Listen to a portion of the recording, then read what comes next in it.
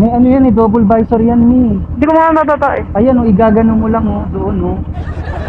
Yan. Sige. Grabe mga kotit, itong kalsada dito, parang Banawe Rice Terraces. Ito mismo, kung nakita nyo kanina, na-stop ko lang yung recording. Nung dumaan ako, gano'n ng lakad o, toing. May pants ka. Toing. Ganun mo, sabi mo, una ako, tapos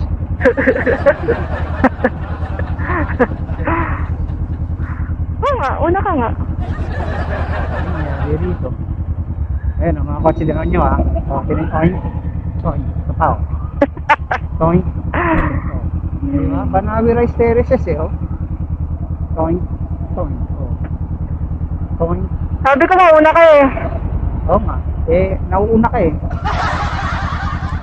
Ulit. Ano ka kasi kwenta? Ulit nung kausap, nagbablog ako, tapos